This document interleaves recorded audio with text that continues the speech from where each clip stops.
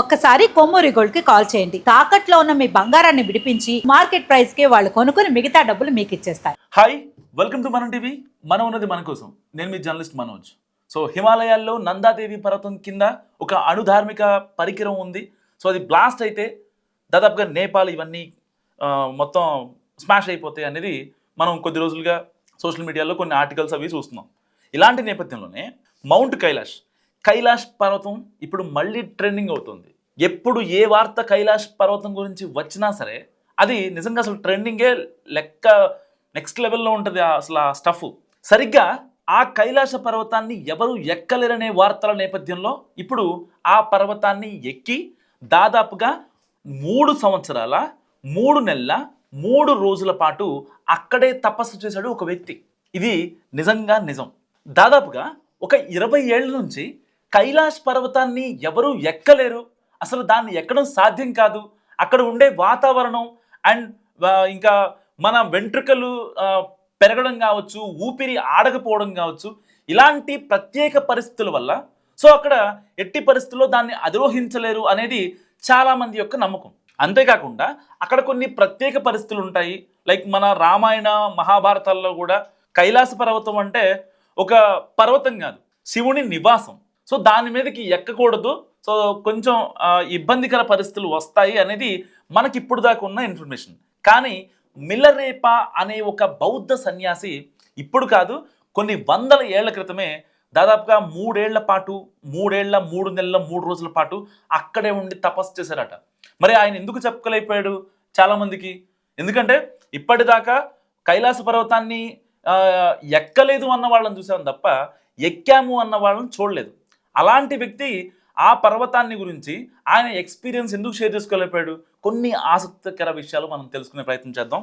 మిలరేపా ఈ పిక్లో కనిపిస్తున్న ఆయన ఒక సన్యాసి, 11వ శతాబ్దానికి చెందిన బౌద్ధ సన్యాసి. సో మిలరేపా తను టిబెటన్ అక్కడ ఉంటాయి కదా, ఆ ప్రాంతాల్లో నివసించే ఒక వ్యక్తి.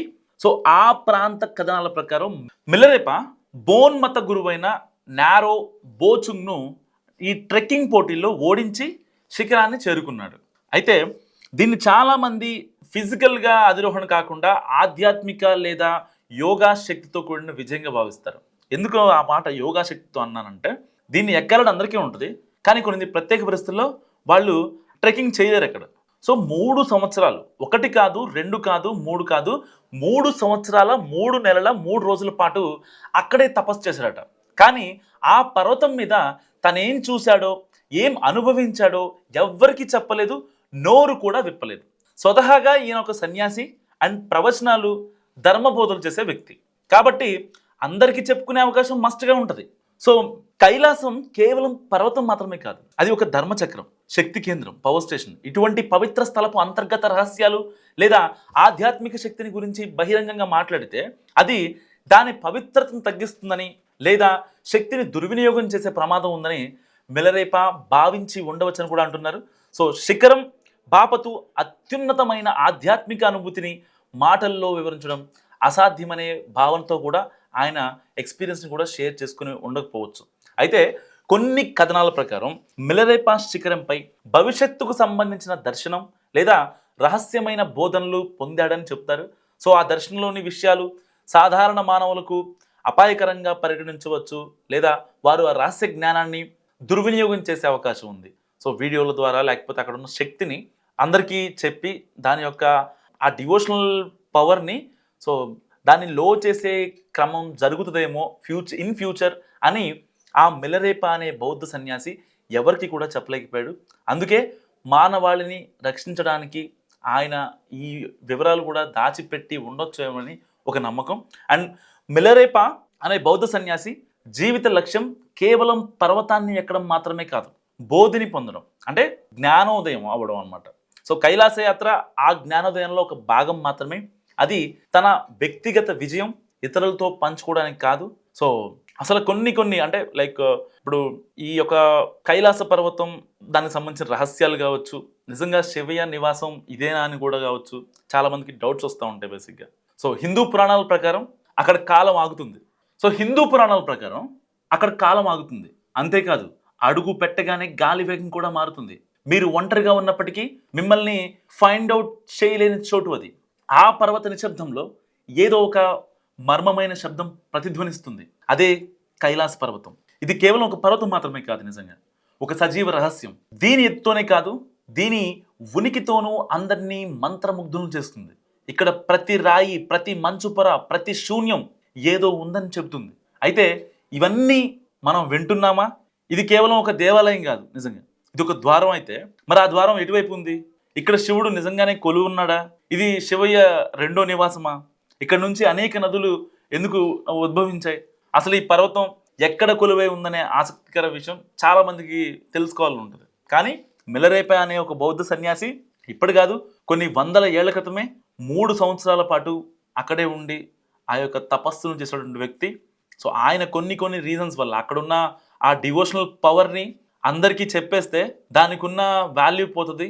సో ఫర్దర్గా ఈ సోషల్ మీడియాలు, ఈ వీడియోలు ఇవన్నీ ఎక్కువగా వ్యాప్తి చెందిన నేపథ్యంలో దాని యొక్క పవర్ ఎక్కడ తగ్గుద్దో అని చెప్పి ఆయన చెప్పలేకపోయిన పరిస్థితి. టిబెట్లో ఉన్న ఈ పర్వతం సముద్ర మట్టానికి 21,778 అడుగుల ఎత్తులో ఉంది. ప్రపంచంలోనే ఎత్తైన శిఖరం కాకపోయినా ఇది ఇప్పటికీ కూడా అత్యంత పవిత్రమైన పర్వతంగా పరిగణించబడుతుంది.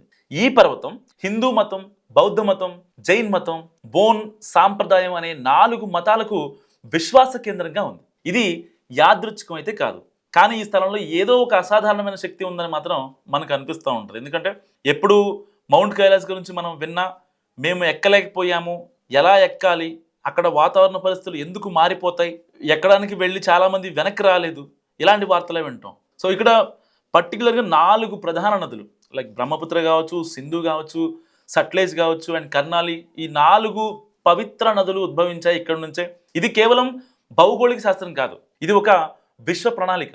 ఇక్కడ సైన్స్ అవగాహనకు మించినది ఏదో ఉంది ఇక్కడ బేసిక్గా చెప్పాలంటే. సో హిందూ గ్రంథాల్లో కైలాస కేవలం ఒక ప్రదేశం మాత్రమే కాదు, శివుని నివాసం.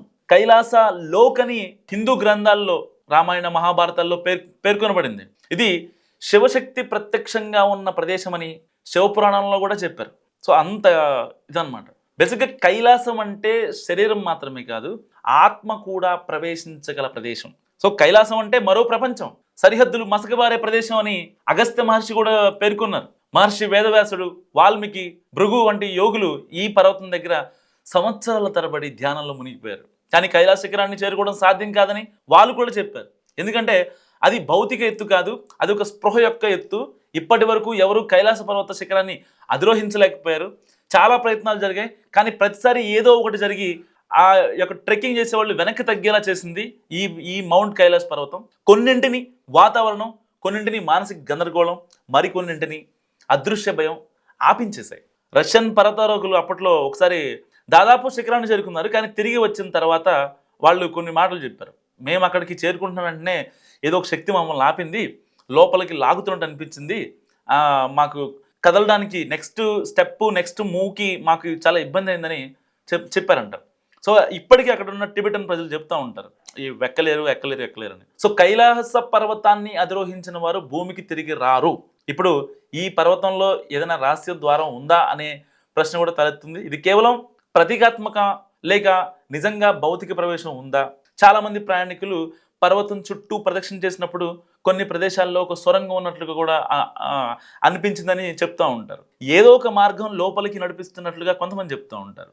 సో కొందరు ధ్యాన స్థితిలో ఉన్న దివ్య నగరం యొక్క దర్శనాలను కూడా పొందుతారు. అక్కడికి వెళ్ళిన తర్వాత వేరే దివ్యమైన ప్లేసెస్ ఉంటాయి కదా, పవర్ స్టేషన్స్ ఉంటాయి కదా, వాటి అక్కడ ఎంతైతే ఫీలింగ్ని మీరు పొందుతారో ఈ కైలాస పర్వతంలో అన్ని టెంపుల్స్ని కలిపిన యొక్క ఫీలింగ్ ఈ కైలాస పర్వతంలో మీరు ట్రెక్కింగ్ చేసేటప్పుడు నిజంగా ఎక్కి ఉంటే ఆ యొక్క ఫీల్ని పొందుతారని కూడా కొంతమంది చెప్తున్న పరిస్థితి. సో అక్కడ వారు అద్భుతమైన కాంతి, ఇంకా ఆ లైటింగ్ కావచ్చు, అక్కడ ఆ మ్యూజిక్ కావచ్చు, సో ఆ ఫీల్ మీకు చాలా చాలా నెక్స్ట్ లెవెల్లో ఉంటుంది అనమాట.